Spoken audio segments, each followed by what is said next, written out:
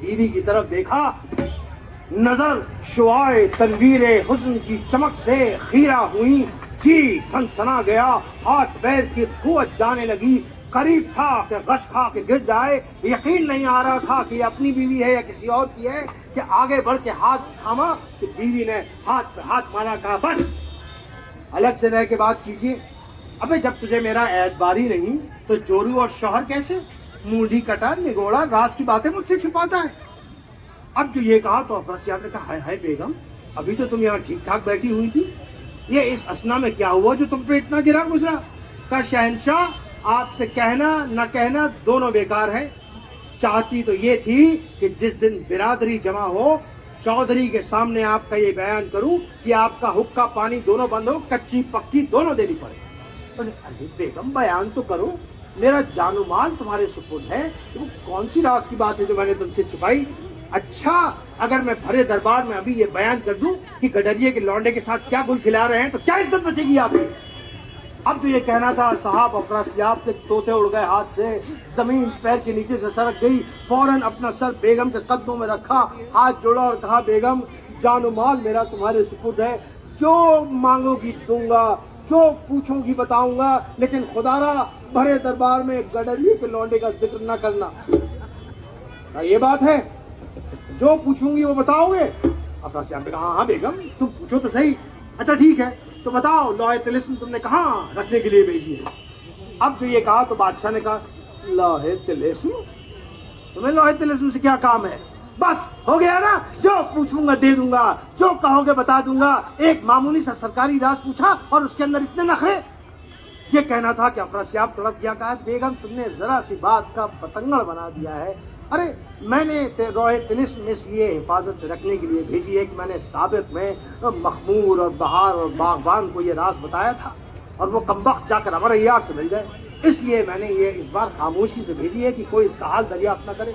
अच्छा, तो मुझे बहार और मखमूर से मिसाल दे रहा है?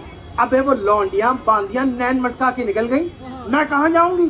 कमबख्त तू मरेगा तो तेरे साथ सती होंगी, जहन्नुम तक तेरा पीछे ना छोड़ूंगी। अब साफ साफ बयान करो, लौहे तिलिस्म कहाँ है, वरना मैं कुएं में कूद के अपनी जान दे दूं। जी कहना था कि अफरासियाब ने हाथ जोड़ा, बेगम तुम इस तरह नाराज ना हो, मैं तुम्हें बयान करता हूँ, लेकिन तुम कसम खाओ कि ये राज तुम किसी और को बयान न करोगी। नहीं नहीं, मैं तो अमर अय्यार के पास जाऊंगी, असद गाजी को बताऊंगी, उनको साथ लेकर आऊंगी, तिलिस्म फतेह कराऊंगी। तुम्हारा जी चाहे तो बयान करो, जी चाहे तो मत बयान करो, मैं तो दुश्मन दुश्मन दुश्मन। और ये कह के एक चांटा उल्टे हाथ का अफरासियाब के गाल पे मारा। अफरासियाब गाल सहला के रह गया। अब बयान करो। अफरासियाब ने कहा, बेगम बगोश होश समात फरमाओ, अगर कोई कष्ट करे कि लौहे तिलिस्म की तरफ जाए तो पहले इस भरे दरबार में तुम्हें और मुझे बेहोश करे। मेरे जूड़े में एक चाबी है, उस चाबी को निकाले, तख्त को हटाए, एक तहखाना बरामद होगा, उसका कुफ्ल खोले, वो तहखाने के अंदर जाए, उसके अंदर गुप्त अंधेरा, हजारों सीढ़ियां, वो पार करे तो एक सहरा में रास्ता खुलेगा। वो सहरा चटियल मैदान, न चरिंद न परिंद, एक आध पेड़ भी नजर आए तो लुंड मुंड सूखा डंडा, कोई कैसा ही जियाला हो उस सहरा को पार न कर सके। अगर किसी तरह वो सहरा पार किया तो फिर तिलिस्म में दरबंद, उसका मालिक दरबंद जादू, 4 लाख की उसकी फौज उसको शिकस्त दे, तब कहीं जाके लौहे तिलिस्म का रास्ता खुलेगा। अब तुम ही बताओ बेगम, कौन ऐसा जियाला यहाँ इस दरबार में बैठा है जो पहले हमें और तुम्हें बेहोश करे, मेरे जूड़े से चाबी निकाले, तख्त हटाए, तहखाने का दरवाजा खोले, सुरंग में जाए, सहरा को पार करे, तिलिस्म में दरबंद को फतेह करे और लौहे तिलिस्म तक पहुंचे? मलका हैरत ने जमाई ली, आप ना खामखा मुझे सरकारी बातों में फंसा देते हैं। अरे मैं तिलिस्म का राज जान के क्या करूं? अच्छी खासी तबीयत आई थी और खामखा मुझे आपने सरकारी बातों में उलझा दिया। बादशाह ने देखा कि बेगम का गुस्सा जाता रहा, बहुत खुश हुआ, फौरन हुक्म दिया, शराब लाओ, कबाब लाओ। कश्तियां शराब और कबाब की पेश की। कहा, बेगम अब तुम इससे लुत्फानंदोज हो। मलका हैरत ने एक जाम शराब का लगरेज किया, उसमें बेहोशी की दवा मिलाई, सामने अफरासियाब को पेश किया। अफरासियाब ने समझा, अरे बेगम का गुस्सा जाता रहा, अब शायद ये सरगर्म में इख्तलात हुई है। जाम लिया, घट घट करके पी गया। बेहोशी मिली हुई थी, चक्कर आया और यूं छपरखट पे गिरा, अब बेहोश हो गया। अब जैसे ही अफरासियाब बेहोश हुआ, अमर अय्यार ने फौरन उधर जंबील को खोला, उसमें से असली मलका हैरत को निकाला, मलका हैरत को अफरासियाब के बगल पे छपरखट पे लिटाया। दूर कहीं देखा तो उसका एक चेला बर्क फिरंगी सो रहा था, उसको जगा के उठाया। दोनों उससे कहा, बेटा बर्क, मैं तो लौहे तिलिस्म की फिराक में जाता हूँ, तू यहाँ इस कमबख्त के साथ रहियो, इसके साथ सुख दरबार में जाइयो, इसे कहानियों में उलझाइयो, इतनी देर तक उलझाइयो कि मैं दूर निकल जाऊँ। बर्क फिरंगी ने कहा, बहुत खूब उस्ताद साहब। दोनों ने मिलकर अफरासियाब के जूड़े से चाबी निकाली, तख्त हटाया, बरामद हुआ तहखाना का दरवाज़ा, उसका कुफ्ल खोला। अमर अय्यार ने मशाल जलाई, वो तो तहखाने के अंदर चला गया, लेकिन बर्क फिरंगी ने वापस चाबी को जूड़े में रखा, तख्त को बैठाया और एक कोने में ताक कर सो गया कि यकायक गिरबान शहर चाक हुआ, आफताब नमूदार हुआ, दिन निकल आया। अफरासियाब तड़प के उठा, बगल में देखा बेगम सो रही हैं। बहुत बेगम को देख के अफसुर्दा हुआ और कहा, हाय किस मोहब्बत से पिलाई शराब और मादे हैजानी पे उठाए लुत्फ, लेकिन नशा शराब का होता है खराब। उस वक्त मलका का दिल कबाब हुआ होगा, नाहक का पेचुताब हुआ होगा, जब मोहब्बत से मुझे शराब पिलाई होगी और मैं शराब के नशे में गाफिल सो गया हूँगा। ये ख्याल करके लगा मलका को उठाने। बेगम उठो, अरे उठो भाई, दिन निकल आया है, सूरज चढ़ गया है, उठो भाई। कि इतने में मलका नहरंग जादू, जो मलका हैरत की कनीज़ खास है, सामने आई, बराए तस्लीम खम हुई। अफरासियाब ने देखा, अरे हाँ नहरंग भाई, आज इनका मिजाज बिगड़ा हुआ है, जरा इनको उठाओ। उधर बर्क फिरंगी आपको याद होगा, याद है ना?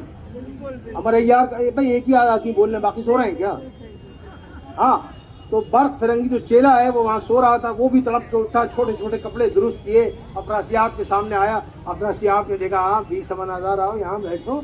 उसने फौरन कोई बहाना किया और निकली वहाँ से। इधर नहरंग जादू ने आगे बढ़ के अपनी आंखों की पलकें मलका हैरत के तलवों से मस की। मलका हैरत ने चश्म नरगिसी वाह की, निहायत इंतशार, दिले बेकरार, चहार जानिब निगरा। हाय हाय, मैं तो अमर अय्यार की जंबील में थी, क्या क्या माजरे देखे। ये कौन सा जगह, ये कौन सा मकाम है कि सामने देखा कि उसकी कनीज़ खास नहरंग जादू खड़ी सलाम कर रही है। बस आंखों से टप टप आंसू जारी हुए। शहंशाह को देखा और मुंह उधर मुंह फेर के बैठ गए। अफरासियाब ने भी देखा, समझे कि अच्छा मलका रात में ज़रा मैं शराब के नशे में सो गया था तो इसलिए नाराज़ है, सुबह में दिन में किसी वक्त मैं इनको मना लूँगा। वो भी खामोश बैठा रहा। उधर मलका नहरंग जो है अफरासियाब के पास आई और कहने लगी, हाय हाय बादशाह, मलका बहुत रंजीदा लगती है, आखिर रात क्या बीती आप दोनों पे? अफरासियाब ने कहा, भाई नहरंग क्या बताएं, गोयम मुश्किल वना गोयम मुश्किल। अरे लौंडियों से कैसी पर्दादारी, बताइए तो क्या हुआ रात में आप दोनों के बीच? भाई ऐसा है कि रात इनका मिजाज बिगड़ा हुआ था, कह रही थी राज की बात छुपाते हो, राज की बात छुपाते हो। खैर मैंने उनको ये राज की बात भी बता दी। दरअसल हकीकत ये है कि रात इनकी तबीयत आ गई थी। इन्होंने मोहब्बत से मुझे शराब पिलाई, लेकिन मैं शराब के नशे में सो गया। इन्होंने शायद मुझे उठाने की कोशिश की हो, मैं उठा नहीं हूँ, इसीलिए रंजीदा यहाँ बैठी हुई है। ये सुनना था कि मलका हैरत तड़प के बोली, हाय हाय यारो, मैं जिंदा हूँ या मर गई? क्या ये मेरा दरबार है? क्या ये मेरी कनीज़ें हैं? ये सुनना था। तो अफरासाब ने कहा, ये लीजिए नई बात सुनिए, अब इनको यही नहीं मालूम है कि ये जिंदा है या मुर्दा है। नहरंग ने कहा, शहंशाह खामोश, मैंने कभी मलका को इतना बदहवास नहीं देखा, ज़रा पूछने तो दीजिए कि हुआ क्या है। वो करीब गई, झुक के सलाम किया, मलका की बलाएं ली, कहा, मलका ये आपकी कनीज़ खास नहरंग जादू, अरे किस मुकदमे में है हैरत, दिले पुरतरद्दुद की क्या कैफियत है? अब जब मलका को देखा, नहरंग को देखा, तो मलका रोने लगी और कहने लगी, हाय हाय नहरंग, कल रात तो मैं हमारे यार की जंबील में थी, क्या क्या माजरे देखे, काले काले मर्दुए आके न जाने क्या क्या करके सामने से जाते थे, हज़ारों लौंडियाँ चाव चाव करके गालियाँ दे दी थी, और ये कह रहे हैं कि शराब कबाब, कहाँ के शराब कहाँ के कबाब, मैं तो कल रात यहाँ थी ही नहीं। अब जो ये मलका ने कहा तो अफरासियाब ने चमक के कहा, चेखू, कल रात तुम यहाँ थी ही नहीं, अरे वो कौन था जिसने बवाल उठा रखा था, आसमान सर पे उठा रखा था कि अरे मुझे राज की बात बता दो, मुझे राज की बात बता दो, क्या ना तुमने मुझे कल दरबार में शर्मिंदा नहीं किया। ये जो सुनना था तो मलका ने चमक के कहा, शहंशाह मैं कल रात दरबार में नहीं थी, आपसे साफ साफ बयान कर रही हूँ, आप पता नहीं कहाँ अपनी खरमस्तियों में पड़े हुए हैं। अच्छा तो तुम दरबार में नहीं थी, वो कौन था जो मेरे पीछे पड़ा हुआ था? लौहे तिलिस्म का राज बताओ, लौहे तिलिस्म का राज बताओ। कुआं में कूद जाऊंगी, अलमास की अंगूठी चाट जाऊंगी, मुझे 2 अंगुल पुर्जे का तलाक लिख के दे दो, मैं कह जाऊं तुम्हें किया शैतान के हवाले। कौन था वो? ये कहना था कि मलका ने चमका, अजी मेरी जूती जाने, मैं कहे जा रही हूं मैं अमरैयार की जंबील में थी, ऐसे ऐसे मैंने वहां मनाजिर देखे, अरे काले काले मर्दुए आके सामने नाच नाच के जाते थे, हजारों लौंडियां चाव चाव करती थी कि इसका झगड़ा हमारे शहंशाह से जंग लड़ता है, खुदा गारत करे इसे, और आप अपनी बके जा रहे हैं। अब जो ये बात मलका ने कही, अफरासियाब के दिल में जरा हौल उठा, तो भाई वो किसको मैंने तिलिस्म में लोहे तिलिस्म का राज बता दिया। उसने यूं अपने जूड़े पे हाथ किया, कुंजी तो यही मौजूद है। मलका ने कहा, शहंशाह कुंजी मौजूद हो या न मौजूद हो, कल रात मैं आपके साथ नहीं थी, मैं अमरैयार की जंबील में थी। अब जो ये बात दरबार में फैली कि मलका रात अमरैयार की जंबील में थी, साहब दरबार में चिमनगोइयां शुरू हो गई। हाय हाय, कल हमारी मलका फूल सी शहजादी उस कुएं अमरैयार की जंबील में थी। तभी कहूँ चेहरा कुलमुला सा गया है। तो कोई कहता, हाय मूजी अमरैयार, हमारी शहजादी को कैद कर रखा था। अब ये इधर सब बातें चल रही हैं। आपको याद होगा दरबार में बर्फ फिरंगी भी 20 आज़ाद बन के आया है, याद है ना आपको? हाँ, आप ट्रैफिक को आपको बीट करना पड़ेगा, समझ रहे हैं? फीडबैक नहीं आ रहा मुझे। तो अब साहब क्या हुआ कि जो यह हंगामा चिमनगोइयां दरबार में होने लगी, तो बर्फ फिरंगी ने फौरन एक मोटे से जादूगर को ताका और कहा, ए भैया मैं यहाँ दरबार में बातें होती है, मेरा जी बिगड़ता है, तुम यहाँ जरा मेरे बगल में खड़े हो जाओ। अब मोटे जादूगर ने देखा कि ये खूबसूरत सी कनीज कह रही है कि मेरे बगल में खड़े हो जाओ, और कहा नहीं नहीं घबराओ नहीं, मैं यही तुम्हारे साथ हूँ। अब उस मोटे जादूगर को अपने बगल में खड़ा कर लिया। जब सब इंतजाम कर लिया बर्फ फिरंगी ने, तो आगे बढ़ के कहा, ओ शहंशाह, लौंडी ने सब हाल देखा था, लफ्जन लफ्जन बयान करूं, हुल्लड़िए ना, आप सब ये हुल्लड़ करते हैं दरबार के अंदर। अब जो अफरासियाब ने देखा कि 20 आज़ाद कह रही कि उसने सब देखा था, हैं 20 आज़ाद तुमने देखा था? खामोश खामोश, सब अहलियान दरबार खामोश हुए। हाँ 20 आज़ाद बयान करो, तुमने कल रात क्या देखा? हुजूर मैंने देखा कि वो सारबान ज़्यादा अमरैयार मलका हैरत बना हुआ था, आपसे कुल लौहे तिलिस्म का राज हासिल कर लिया। उसके बाद जाम में नशा मिला के आपको शराब पिलाई, आपको बेहोश कर दिया। बेहोश करने के बाद अपनी जमीन से असली मलका हैरत को निकाला, आपके बगल में लेटाया। उसके बाद अपनी जमीन से अपने चेले बर्फ फिरंगी को बाहर निकाला और उससे कहा, बेटा बर्फ, मैं तो लौहे तिलिस्म की फिराक में जाता हूँ, तू इसके साथ दरबार में आइयो, इसको कहानियों में उलझाइयो और इतनी देर तक उलझाइयो कि मैं दूर तक निकल जाऊं।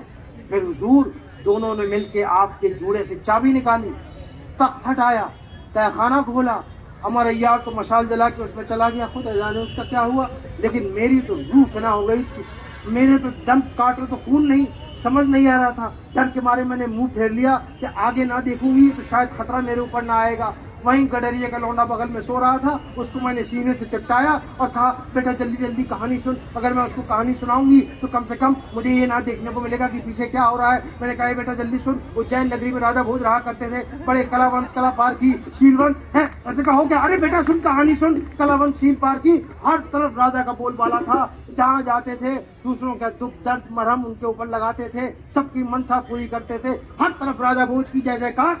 साहब लोग तो ये कहते थे कि उज्जैन नगरी में राजा भोज के दरबार में पंडित विद्वान ज्ञानी बेजोड़, कोई संसार में उनका जोड़ नहीं है। अजीब पंडित ज्ञानी विद्वान तो छोड़िए, राजा भोज की नगरी में पंछी जिनावर तक चतुर। अजीब पंछी जिनावर तो छोड़िए, राजा भोज की नगरी में पत्थर कंकड़ी टेबल स्टोन ये सब ज्ञान की बात बताएं। हर तरफ राजा भोज का यश। एक दिन राजा भोज अपने दरबार में बैठे हुए थे, सारे दरबारी पंडित विद्वान ज्ञानी सामने बैठे और उनके मन में ये मासूम सा सवाल अंकुरित हुआ कि ज्ञान की वाटिका किधर है। अब साहब उन्होंने ये दरबारियों से पूछ लिया, ज्ञान की वाटिका किधर है, ज्ञान का बगीचा, ज्ञान की फुलवाड़ी कहाँ है।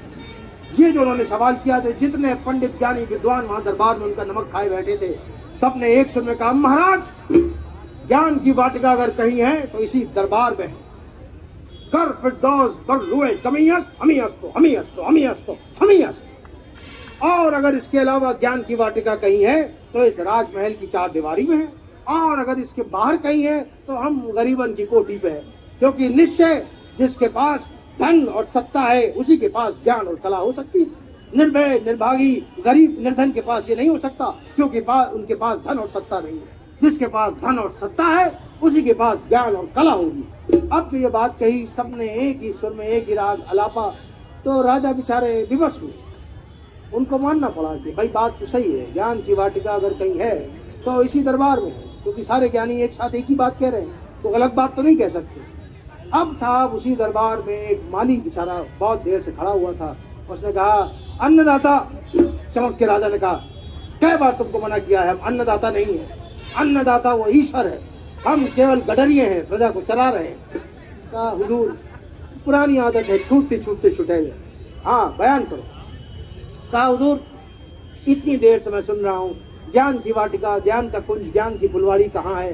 जो चीज न कभी किसी ने देखी न कभी सुना, उसके बारे में बात करना मूर्खता है। हाँ, अगर आप प्रकृति का सौंदर्य देखना चाहते हैं, प्रकृति की आप फुलवाड़ी देखना चाहते हैं, तो मैं आपको अपने साथ ले चलता हूँ अपने बगीचे, मैं न्योता देने आया था। अब जो ये बात कही तो राजा फौरन तैयार हुए, अपने वजीर माघ पंडित को लिया और वो लेकर उज्जैन नगरी से बाहर उस माली की वाटिका की तरफ चले। माली की वाटिका के करीब पहुंचे, मुश्किल से 5 कोस दूर। अब जो अंदर वाटिका में गए, आए हाय, ऐसा लगता था कि प्रकृति पूरा श्रृंगार करके दुल्हन की तरह उस वाटिका में आके बैठ गई है। राजा भोज तो सुध को बैठे लगे वहीं पे नाचने, लेकिन माघ पंडित जीरक आदमी था, घड़ी पे नजर रखी हुई थी। 2-3 घंटा जब राजा नाच लिए तो उसने कहा कि हुजूर अब आप कहें तो चला जाए वापस राजमहल। मैंने कहा चलो। पंडित माली जो खड़ा हुआ था उसने हाथ जोड़ के कहा कि हुजूर अगर आप चाहें तो मैं आपको राजमहल तक छोड़ दूं। माघ पंडित ने चमक के कहा, अबे राजमहल के मालिक कौन है? कहा, सरकार आप। इस वाटिका के मालिक कौन है? कहा, सरकार आप। इस वाटिका से राजमहल तक का मालिक कौन है? कहा, सरकार आप। अबे जब हम हर जगह के मालिक है तो तू हमें रास्ता बताएगा। वैसे भी सृष्टि का नियम है, छोटे लोग बड़े लोगों को कुछ बता नहीं सकते हैं। तो माली को बेचारे को चुप होना पड़ा और राजा भोज और माघ पंडित वजीर दोनों वहां से निकले। अभी भैया कोस 1.5 कोस दूर गए हुए, रास्ता भटक गए हैं। ये आम का बाग तो यहाँ पे नहीं था, ये तालाब कहाँ से आ गया, ये फुलवाड़ी किधर से आ गई, कुछ समझ में नहीं आ रहा। देखा कि एक बुढ़िया एक डोकरी दूर बैठी हुई है, चिड़िया हका रही है खेत की मंडेर पे। कहा चलो इस डोकरी से चल के रास्ता पूछते हैं। तो दोनों गए, बुढ़िया से कहा, माई राम राम। बुढ़िया ने कहा, जुग जुग जियो। कहा, माई ये बताइए रास्ता किधर जाता है। बुढ़िया ने अपनी पोपली सूरत से ऊपर उनकी तरफ देखा, उसकी पोपली सूरत, वो चेहरे पे मुस्कुराहट जो आई, लगा कि कहकशां खिल के उसके चेहरे पे आ गई। उसने मुस्कुरा के डुगडुगाते हुए सर अपना कहा, बेटा रास्ता तो कहीं नहीं जाता, वो तो इधर ही पड़ा रहता है।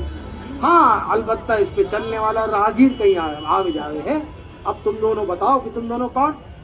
राजा भोज मुस्कुराया और कहने लगे, हाँ माई हम दोनों राहगीर ही हैं, अब बता के रास्ता किधर जाता है। बुढ़िया ने कहा, ना बेटा पत्ते पते बाट रे बटुआ दो ही दूजा।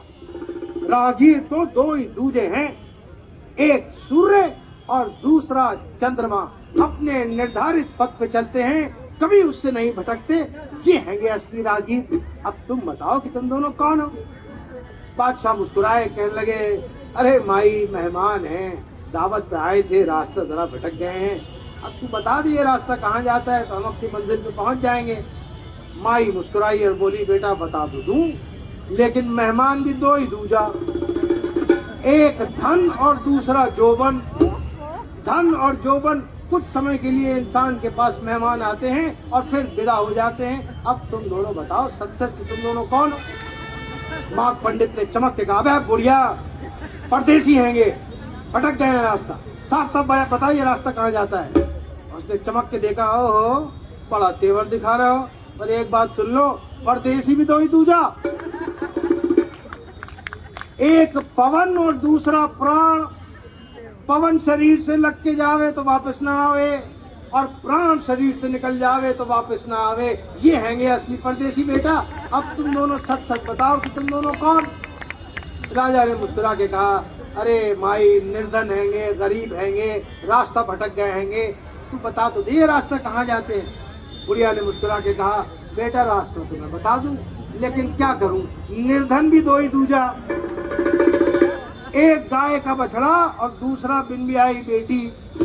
गाय का बछड़ा बड़ा हो जावे, किसी और के खेत में हल जोते, उसका कुछ नहीं, और बिन ब्याही बेटी पराए घर जावे, वहाँ उसका कोई कुछ नहीं। जिसका कुछ ना होवे वही सबसे बड़ा निर्धन होता है बेटा। अब तुम दोनों बताओ कि तुम दोनों कौन? अब राजा भोज को मजा आने लगा। राजा भोज ने कहा, भाई बुढ़िया तो बहुत चालाक है, चलो इससे जरा मजा लेते हैं। तो राजा भोज मुस्कुराए कहने लगे, अरे माई, हम दोनों तो ठग हैंगे, ठग। अब तू बता ये रास्ता कहाँ जाता है, मैंने ठगा जाएगी। बुढ़िया मुस्कुराए कहे, ना बेटा, ठग भी दो ही दूजा, एक ठाकुर और दूसरा साहूकार। किसान हल चलावे है, मेहनत करे है साल भर, और जब फसल काटे है ठाकुर उसके ऊपर कर लगा के सारी उसकी फसल वो गटक जावे है और डकार भी ना मारे। और साहूकार हिसाब में गड़बड़ झाला करे है, एक का 21 करे है, दूसरे की संपत्ति हड़पे है। अरे जो दूसरे का माल गासिब करके अपना डंका बजवाए वो सबसे बड़ा ठग है। अब तुम दोनों बताओ कि तुम दोनों कौन? अब माँ पंडित को भी मजा आने लगा। उसने कहा, बादशाह मजा ले रहे हैं तो मैं क्यों पीछे हटूं? उसने कहा, माई मस्त है, मस्त, मस्ती में इधर निकल आए हैं, अब तो तू बता दी रास्ता कहाँ है। उसने, बेटा ना, मस्त भी दो ही दूजे हैं दुनिया में। अरे दुनिया की मदिरा तो घंटे 2 घंटे में उतर जावे है, लेकिन भक्ति का सरूर और ज्ञान की मदिरा कभी ना उतरे है। तो असली भक्त जो है, असली मस्त या तो भक्त हुए हैं या फिर ज्ञानी हुए हैं। अब तुम दोनों बताओ कि तुम दोनों कौन? अब राजा भोज ने कहा कि भैया, कहाँ निकले थे हम ज्ञान की वाटिका ढूंढने, और कहाँ ज्ञान का वाटिका मिल रही है, क्या रास्ता भूले कि इस बुढ़िया के पास पहुंचे। कहने लगे, माई, अरे तेरे सामने हम नहीं, अब झूठ नहीं बोल सकते, हम तो बस रास्ता जानना चाहते हैं, ये सब तो झूठ है, आडंबर है, तू हमें बता दे कि ये रास्ता कहाँ जाता है। बुढ़िया मुस्कुराई कहने लगे, बेटा वैसे झूठा भी दो ही दूजा, एक साधु और दूसरा नास्तिक। साधु कहे कि मैं भगवान को जाने हूँ, और नास्तिक सिरे से भगवान का इनकार करे है। जो आधे सच को सच बना के डंका बजवाए दुनिया में, उससे बड़ा झूठा दुनिया में कोई ना हुआ है। अब तुम सच सच बताओ कि तुम दोनों, राम मरिए, तुम्हें शाम होने जा रही है। ये सुनना था कि बादशाह ने कहा, इस बुढ़िया के सामने हमारी अकल न चलने वाली। कहने लगे, माई हम तो पराजित हैं, तेरी अकल के सामने हम हार गए, अब तू सच सच बता क्या ये रास्ता कहाँ जाता है। बुढ़िया ने कहा, बेटा बता तो दूं, में से पराजित भी दो ही दूजा, एक ऋणी और दूसरा बंधुआ मजदूर। आदमी सारा बोझ दुनिया का उठा सकता है, लेकिन कर्ज का बोझ नहीं उठा सकता है। और बंधुआ मजदूर अपना पेट बांध के, अपना पेट काट के दूसरे की मंशा पे चले हैं। जो दूसरे की मंशा पे चले हैं, उससे बड़ा पराजित दुनिया में कोई नहीं हो सकता। अब तुम दोनों सच सच बताओ कि तुम दोनों कौन? ये बात सुननी थी कि राजा भोज को लगा कि लगता है बुढ़िया कोई बहुत बड़ी सन्यासन है पहुंची हुई। कहा, माई तू क्या कोई सन्यासन है तो तू ऐसे ज्ञान की बातें कर रही है? बुढ़िया मुस्कुराई के, ना बेटा, मैं तो एक मामूली चिड़िया हूँ, चिड़िया आकारी हूँ। वैसे सन्यासी भी दो ही दूजे, एक वो जो पूर्ण संतुष्ट हो, चाह गई चिंता मिटी, मन हुआ बेपरवाह, जिसे कछु ना चाहिए वही असल शहंशाह। या वो जो निपट अज्ञानी हो, जिसको कुछ मालूम ही ना हो। यही दो लोग संतुष्ट हो सकते हैं, पूर्ण संतुष्ट या निपट अज्ञानी। अब माघ पंडित का गुस्सा चढ़ने लगा। माघ पंडित ने कहा, दो बड़े आदमी इस बुढ़िया की बकवास इतनी देर से सुन रहे हैं, हमसे बड़ा धैर्यवान कौन होगा। कहा, है बुढ़िया, तू बहुत खुशकिस्मत है कि दो बड़े आदमी तेरी बात सुन रहे हैं इतने धैर्य से। बुढ़िया मुस्कुराई, कहे, बेटा धैर्यवान भी दो ही दूजा, एक धरती और दूसरा वृक्ष। धरती पापियों का बोझ ढोवे है, लेकिन जब उसका सीना चीरे हो तो तुम्हें अनाज देवे है, शीतल जल देवे है, हीरा मोती सोना देवे है। और वृक्ष, उसे पत्थर भी मारो हो तो तुम्हें फल देवे है, और वृक्ष को काट भी देवे तो तुम्हारे घर का ईंधन बन के रोशन करे है। ये हैंगे असली धैर्यवान बेटा। अब सच सच बताओ, शाम हो रही है, तुम दोनों कौन? ये कहना था कि माघ पंडित को गुस्सा आया और कहा, अरे बुढ़िया, हम मूर्ख हैं जो तेरी बातों में इतनी देर से फंसे हुए हैं। तो बुढ़िया ने कहा, तो पहले क्यों ना बताई तुम दोनों मूर्ख हो? वैसे मूर्ख भी दो ही दूजे, एक राजा भोज और दूसरा मार्कंडे। जो राजा अपने को भगवान कहे वो सबसे बड़ा मूर्ख, और जो दरबारी उसकी मूर्खता में घी डाले वो उससे बड़े मूर्ख। मैंने दरबार की घास न खाई कि मैं उनका गुणगान करूंगी। ये जो कहना था, माघ पंडित चमक के बोला, महाराज अभी इस बुढ़िया की कलई खुल जाएगी, दूध का दूध पानी का पानी हो जाएगा। इससे सवाल करता हूँ, पता लग जाएगा कितनी बड़ी ज्ञानी है। बुढ़िया मुस्कुराई कहने लगी, बेटा मुझे क्या जरूरत है अपना ज्ञान जताने की। जिसको अपना ज्ञान जताने की जरूरत पड़े तो समझ लो उसको जीवन में जरूर कोई उसका स्वार्थ है। मैं तो एक मामूली बुढ़िया हूँ, जो जानती हूँ वो तुम्हें बता दूंगी, वरना एक मनुष्य इस संसार को कितना जान सकता है, केवल उसे जानने का भ्रम रख सकता है। अब जो दरबार में ताली बजी, अफरासियाब ने चमक के कहा, चुप कर हरामजादी, 1 घंटे से कहानी सुना रही है। अबे तू शोर मचा देती तो हम उस चोर को पकड़ लेते ना उस वक्त। उसका हुजूर उसमें एक बायस था कि मैंने उस वक्त शोर नहीं मचाया।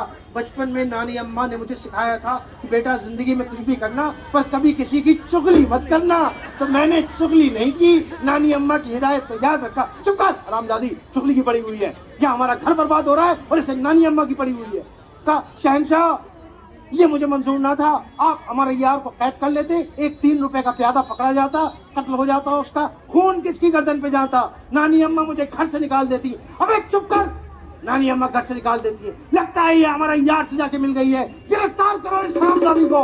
ये जो कहना था, बर्क फिरंगी ने आगे बढ़ के कहा, अबे साफ साफ तो कह रहा हूँ, मनम बर्क फिरंगी अस्त मनम खंजर मुख्तार। अबे अपने उस्ताद को क्यों कर पकड़वाता, ये कह के खंजर निकाला और वो मोटा जादूगर जो बगल में खड़ा हुआ था उसके पेट पे घप से मारा। दस्तूर है जब जादूगर मरता है तो अंधेरा छा जाता है, आग पत्थर आसमान से बरसने लगता है। अब जो जादूगर मरा, आग पत्थर आसमान से बरसने लगा, हर तरफ दरबार में अंधेरा छा गया और एक टायर उस रंग चिड़िया उसके सर से निकली। कुश्ती मरान नामिमन मक्कार जादू, और अफरासियाब की तरफ अफसोस अफसोस करती हुई उड़ी। इस वक्त जो अंधेरा हुआ, बर्क फिरंगी उस दरबार से फरार होकर निकल गया। अब जो दरबार में रोशनी आई तो अफरासियाब ने देखा कि बर्क फिरंगी वहां से फरार हो चुका है। फौरन किताब सामरी मंगवाई, उसका एक फर्क पलटा, देखा कि हमारा यार दूर सहरा में चला जा रहा है। उसी वक्त कुछ अफरासियाब ने सहर किया, जादू किया, आपको उसी जगह पे पाता था। अब हमारा यार इस तिलिस्म से कैसे निकलेगा, ये अगर आप जानना चाहते हैं तो अगली बार किस्सेबाजी की महफिल में टिकट कटा के आइएगा।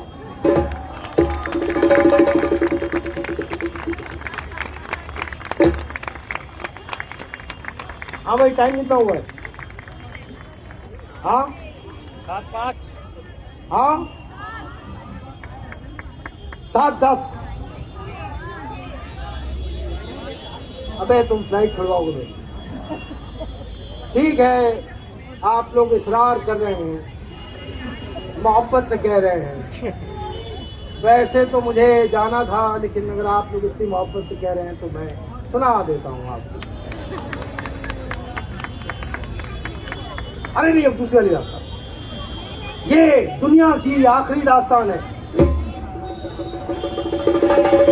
क्या ये दुनिया की?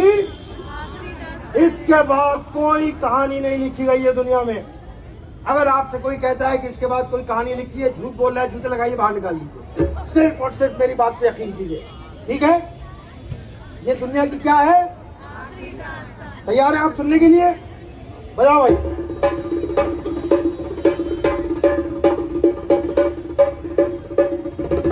ये एक समय की बात है, बनारस नगरी में एक राजा रहा करते थे जिन्हें राम कथा सुनने का बहुत शौक। लेकिन राम कथा तो उतनी जितनी रामायण में है ना भाई। अब वो राम कथा खत्म हो जावे, राजा जो है वो अफसरदा हो जावे, को भवन में जाके बैठ जावे और सारा जो है राजपाट का काम जो है ठप पड़ जावे। एक दिन मंत्री का दिमाग चला, आप तो जानते हैं मंत्री चला रहे हैं दुनिया को, तो मंत्री का दिमाग चला। उसने कहा कि महाराज आप ऐसा करिए, ऐलान कर दीजिए कि जो सबसे लंबी राम कथा सुनाएगा उसे 1 लाख सोने के शर्फी इनाम। अब साहब ये ऐलान हो गया, मुनादी पिट गई हर जगह, सुनो सुनो सुनो, जो महाराज को सबसे लंबी राम कथा सुनाएगा उसे 1 लाख सोने के शर्फी इनाम मिलेगी। ये मुनादी पट गई। अब जो ये मुनादी पटी यहाँ से वहां से, इधर से उधर से, दाएं से बाएं से, पूरब से पश्चिम से, उत्तर से दक्षिण से, हर तरफ से राम कथा वाचक आए दरबार में। पर भैया को कैसा हूँ सुना ले, खड़ा होके, लेट के, टंग के, उल्टा होके, रो के, गा के वो रामायण खत्म हो जावे, उनको धक्के मार के बाहर निकाल दिया जाए। राजा फिर अफसुरदा, फिर को भवन में जाके बैठ गया, फिर राजपाट सब ठप पड़ा हुआ। अब ऐसे में एक बनारस में ठग था, उसने अपने जमूरे से कहा कि जमूरे, पैसा कमाने का यही मौका अच्छा है, चलो। उसने अपने जमूरे को लिया, पहुंचा दरबार में। दरबार में पहुंचते का, महाराज ऐसी राम कथा लेकर आया हूं, आप खत्म हो जाएंगे, दरबार खत्म हो जाएगा, नगर खत्म हो जाएगा, राज्य खत्म हो जाएगा, देश खत्म हो जाएगा, पृथ्वी खत्म हो जाएगी, ब्रह्मांड खत्म हो जाएगा, लेकिन राम कथा खत्म नहीं होगी। अब राजा एक कान खड़े हुए, मतलब ये कौन सी राम कथा लेके आए? यहाँ पे यहाँ से वहां से, इधर से उधर से, दाएं से बाएं से, पूर्व से पश्चिम से, उत्तर से दक्षिण से राम कथा वाचक आए और खड़े होके, लेट के, टंग के, उल्टे होके, गा के, हर तरह से सुना के, धक्के खा के चले गए। और ये कह रहा आप खत्म हो जाएंगे, दरबार खत्म हो जाएगा, नगर खत्म हो जाएगा, राज्य खत्म हो जाएगा, देश खत्म हो जाएगा, पृथ्वी खत्म हो जाएगी, ब्रह्मांड खत्म हो जाएगा। आप सुनाओ भैया, सुनाओ सुनाओ, कौन सी राम कथा है? अरे कहा, लेकिन महाराज एक शर्त, कथा सुनाने से पहले जो भी प्रश्न आपको पूछना है, जो भी आपको सवाल पूछना है, वो सब कथा सुनाने से पहले आप सवाल जवाब कर लीजिए। बीच कथा में कोई टोकन टाकी नहीं है। क्लियर? मामला क्लियर है भाई? तो साहब ये मुआहिदा, ये एग्रीमेंट, ये करारनामा राजा और उस कथावाचक के बीच में हुआ कि जो भी सवाल है, जो भी शंका है, जो भी डाउट है, वो सब कथा सुनाने से पहले क्लियर करना है। बीच कहानी में कोई टोकन टाकी नहीं हो। अब जब सब मुआहिदा हो गया, एग्रीमेंट हो गया, स्टैम्प पेपर पे छप गया, उस पर मोहर लग गई, अब उसने अपनी कथा शुरू करी। शुरू कर भाई।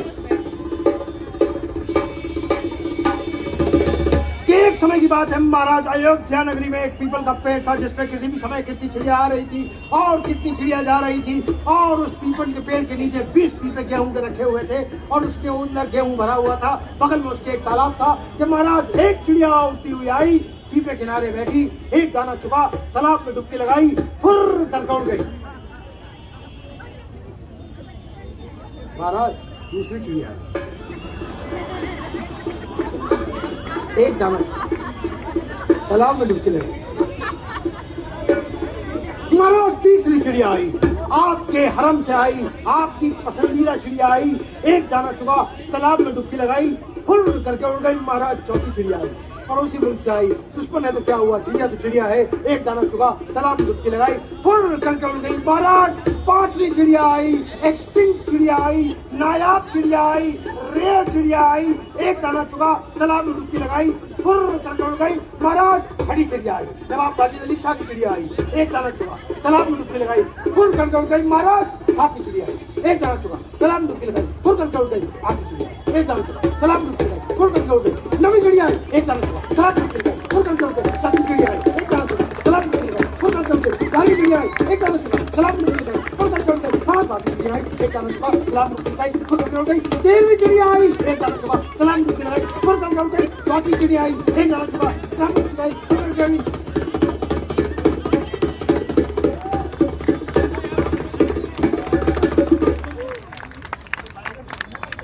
जब 10-15 हजार चिड़िया उड़ गई, कितनी? तो मंत्री का दिमाग चला, कहला महाराज ये तो कह रही था कि राम कथा सुना रहा हूं, इसमें तो खाली चिड़िया फुरफुर कर रही है, इससे पूछिए इसकी राम कथा में चिड़िया कहाँ है। कहला भाई थामा थामा, ये बताओ कि तुम कह रहे थे राम कथा सुना रहे हो और ये तुम्हारी कहानी में खाली चिड़िया फुरफुर कर रही है, ये क्या मसला है?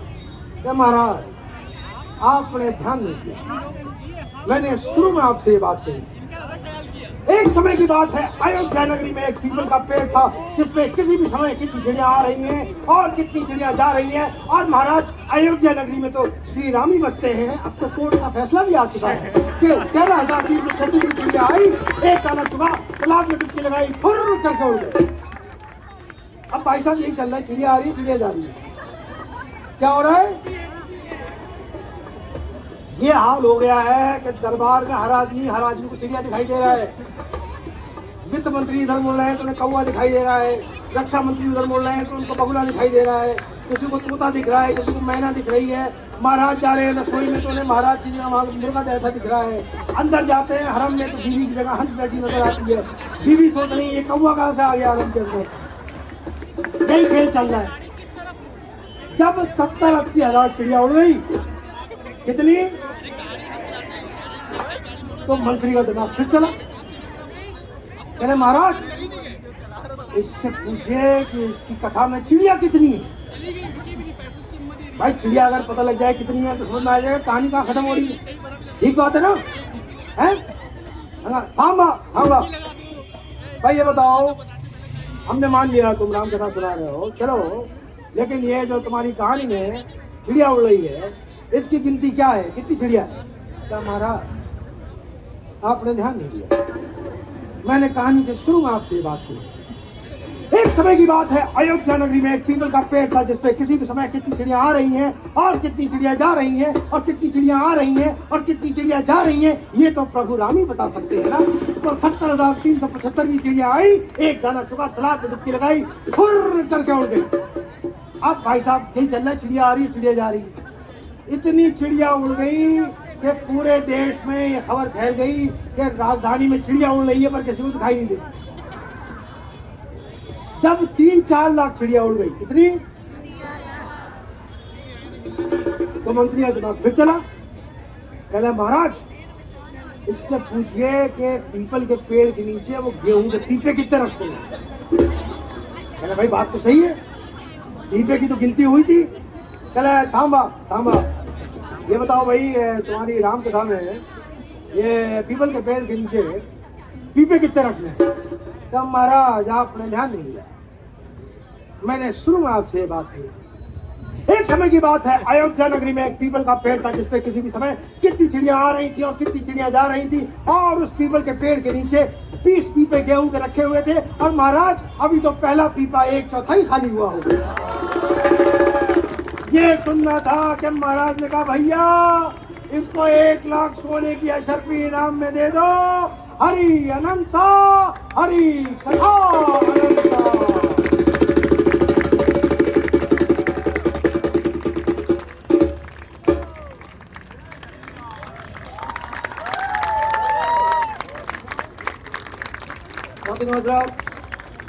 लाइट्स के ऊपर Shantanu Salvi, production Devendra Singh Kushwaha, percussion and djembe Tushar Kadam और नाचीज Danish Hussain. Thank you so much, thank you so much for coming tonight. अब आप जाके कबाब खा सकते हैं। दानिश साहब इतनी जल्दी ना छोड़िए।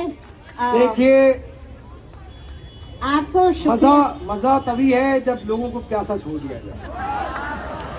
अगर सैराब हो गए तो फिर ये दास्तान नहीं सुनेंगे वैलेंटीना। पर शुक्रिया कहने का मौका हाँ, दीजिए जनाब, जल्दी से, क्योंकि परफॉर्मेंस भी 2 दूजे हो गए हैं।